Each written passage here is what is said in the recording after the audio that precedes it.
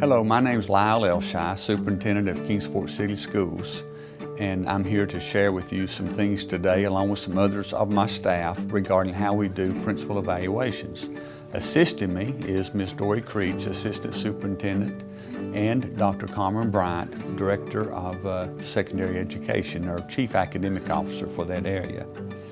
We use teams for our principal evaluation process, and there are several reasons that we have chosen to use a team approach. It actually began as a way for us to calibrate when this new process was first implemented, but we learned that we really enjoyed the process, but also there were different perspectives that each brought to the table, and it was well worth the time of tying up more people to do this. And I really think principals have appreciated the fact that they're getting multiple viewpoints as well. Now that we're doing this and on a continuing basis, we're able to embed the calibration into our ongoing observations. Input from a team, obviously, as we know, is always better than one person as well, because each has their own perspective. Some members of teams may be more embedded in the schoolwork as well, because obviously I don't get into the schools as much as I would like to, but Dr. Bryant is there on a regular basis. So as a part of the process, we know that we can include things that we would not see just in an observation. It's what we know collectively about principals' work throughout the school year, and that's the way it obviously should be, and we hope it's an opportunity for them to demonstrate growth as well. And finally, it allows our supervisors here to be more in tune with what the refinement is, because if they're not involved in the team approach or the evaluation, they may not really ever have access to what the refinement area is. Now, in terms of logistics of how it works, new principals have 3 team members, existing principals have 2.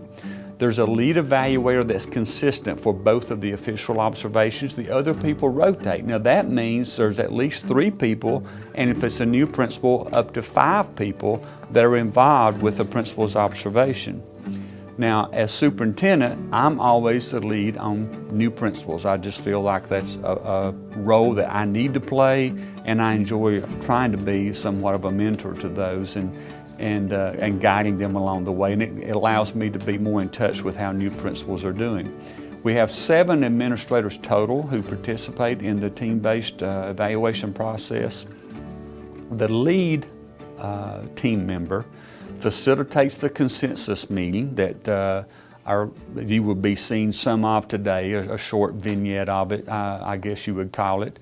In addition, the lead evaluator is responsible for putting all the scores into code, having the post-conference meetings, and that sort of thing.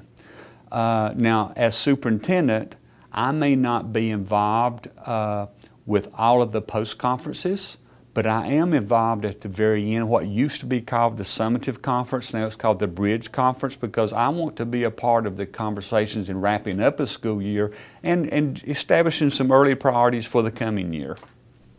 Okay, why don't we turn our attention to indicator C1 evaluation and see if we can reach a consensus on scoring this one. Yesterday during our visit, we had the opportunity to observe Jason do a post-conference, and also we participated in some walkthroughs with him. Following that, he uploaded some documents into OneDrive so that we would have access to them, and that was the feedback that he gave the teachers whose rooms we did walkthroughs in. So we could look at, what the feedback was that he gave his teachers, and he uploaded the post-conference documents and then the things he was providing the teacher that he did a post-conference with for supports. So after looking through this information last night, Carmen, what are your thoughts regarding this indicator? I looked through the team documentation that he provided, and everything seems to be in order. He's adhering to the timelines of the evaluation process. He's conducting the post-conference within a week of the observation. He's also linking his scripting notes to the rubric, which I think is a very positive thing for him to be doing. In the area of refinement, he recommended a solution tree global PD video for the teacher to watch so that she could get some learning. However, I didn't see any evidence of how he was going to follow up with the teacher to make sure that we saw continuous improvement in that area of refinement. Okay, I appreciate that input. Dory, what do you think about what Carmen has said, and what did you notice and gain from looking through your notes? I also agree with Carmen. I think some things I could add is that he talked about how at the beginning of the year he and his assistant principal actually did some observations together for calibration purposes, and that's really important in this process to make sure that teachers feel like the assistant principal and the principal are on the same page. During our discussion, he noted and showed the documentation that he uses the team data to determine the trends and strengths and weaknesses for growth among his teachers. So he did show evidence of using that data. However, what I didn't see, like Carmen, was evidence of how he really uses the evaluation system for continuous improvement for his teachers. He did offer the video, like Carmen mentioned in the post-conference, but he didn't say how he was going to check back on that and how he's going to see how that impacted instruction. So, like Carmen, I agree that there needs to be a little bit more in that area. He really didn't give those specific examples of how he used team to tailor professional learning for his staff. Okay, well, I pretty much agree with both of you. In reviewing my notes here, last night I went back through the feedback that he had uploaded into Microsoft OneDrive, and I agreed that it was aligned to the rubric, and he asked some questions for reflection. Now, having said that, I would have liked for him to ask a few more questions and let the teacher do more of the talking during the post-conference that we observed. But like both of you, I did not see evidence of how he follows up with teachers or how he intends to follow up with them, after what we observed yesterday. Carmen, I know you are in the school regularly, providing support and direction and observing on a daily basis, quite regularly at least, more than I'm able to. I wish I could, but so I would like to know more about how you would score this indicator based upon what we saw yesterday and your previous knowledge. I think I would put Jason between a 3 and a 4 on this indicator.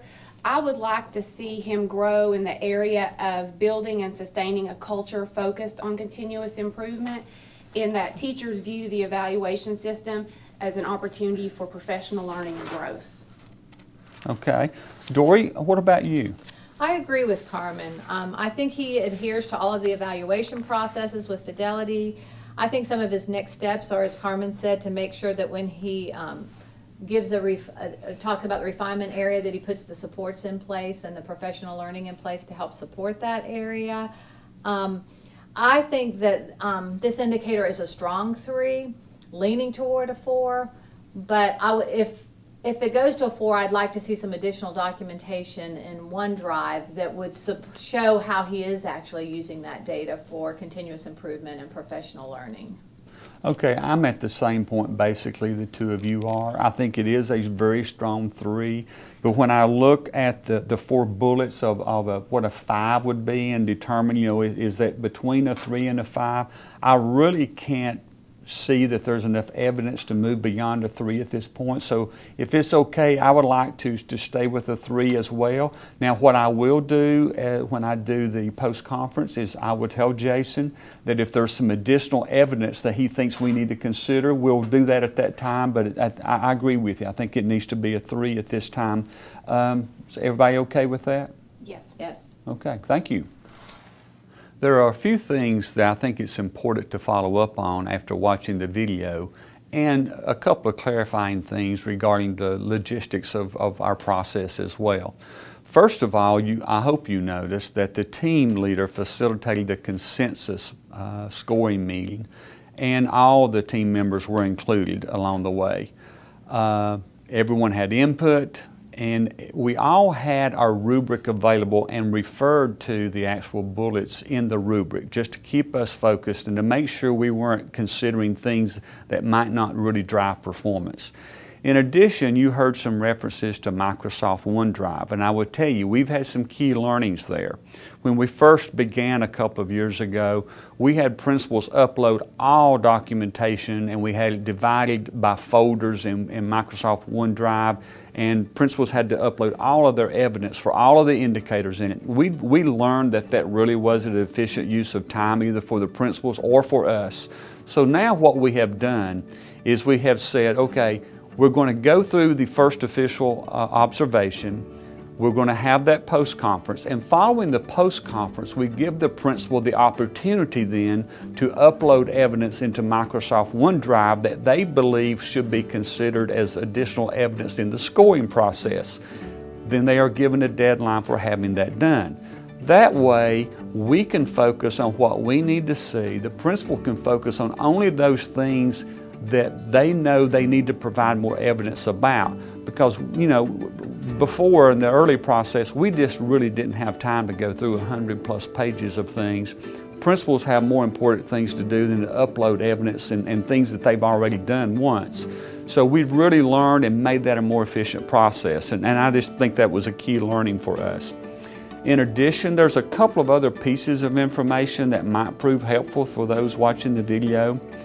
We do make sure that we consider evidence that's gathered outside of the official observations. You heard me reference that in the video because of Dr. Bright's continued regular presence in the school. She may have insights that we may not gain in 2 one-day visits throughout the school year. So we are really conscious on focusing and making sure that we just don't miss something that we didn't see that day, but the principal may be doing an excellent job at. Also, one other piece, if there is not a clear consensus when we get together as a team on the score, our practice has been that we default to the lower score.